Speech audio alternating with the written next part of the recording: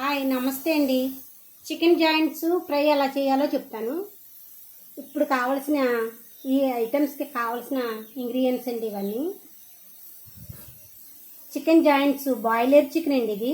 Chicken joints 4 అండి. కొత్తిమీర, కారం, ఉప్పు, మసాలా పేస్టు, మిరియాల పొడి, జీలకర్ర ధనియా పౌడర్, అల్లం వెల్లుల్లిపాయ పేస్ట్, వేరుశనగ నూనె, కొంచెం ఫుడ్ కలర్ అండి. కొంచెం వేస్తాను, ఎక్కువేమో. ప్రాసెస్లోకి వెళ్దాం. సాల్ట్ వేద్దామండి. మీ రుచికి తగ్గట్టు సాల్ట్ ఇది. తర్వాత కారం వేద్దామండి.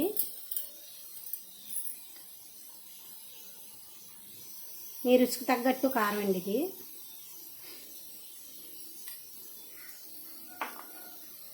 తర్వాత కొంచెం మసాలా పేస్ట్ వేస్తున్నానండి.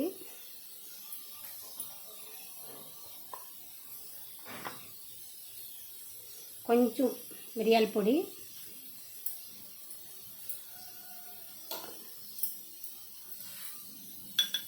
కొంచెం ధనియాలు జీలకర్ర పౌడర్ అండి. ఇది ఇంట్లో తయారు చేసింది, ఇది బయట కొన్నది కాదు. అల్లం వెల్లుల్లిపాయ పేస్ట్ అండి.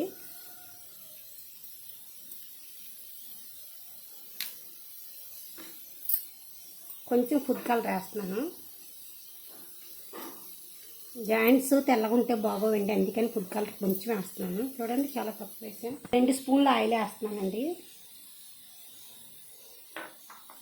బాగా కలపాలండి ఇది.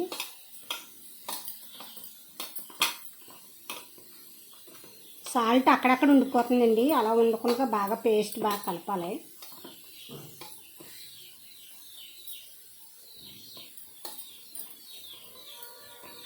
ఈ పేస్ట్ అంతా జాయింట్స్ పట్టించాలి. నాట్లు పెట్టిన జాయింట్స్లో బాగా కలపాలండి, పట్టించాలి. ఈ జాయింట్స్ బాగా ఇలా పట్టించి ఈ ముక్కకు బాగా మసాలా పట్టించడానికి ఒక గంటండి. ఈ గంట టైంలో బాగా ఊరతాయండి. 1 గంట సేపు పక్కన పెట్టాలి. మూత పెట్టి పక్కన పెట్టుకుందాం. తర్వాత స్టవ్ వెలిగించాలండి. ఈ బాగా నాని గంట తర్వాత ఈ బాగా నాని ఇప్పుడు స్టవ్ వెలిగించి పాన్ పెట్టుకోవాలండి. స్టవ్ వెలిగించి పాన్ పెట్టా.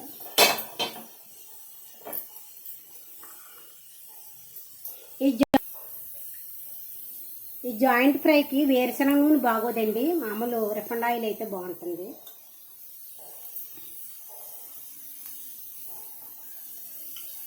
సరిపడినంత నూనె పోసుకోవాలి.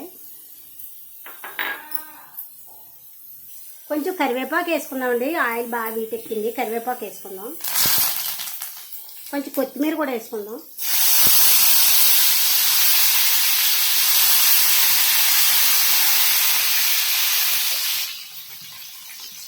జాయింట్లు వేద్దామండి.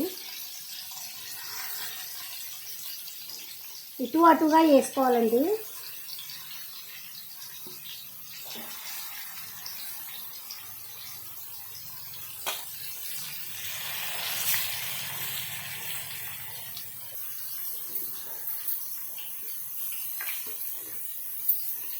మసాలా అంతా శుభ్రంగా పూర్చుకొని పట్టించాలండి.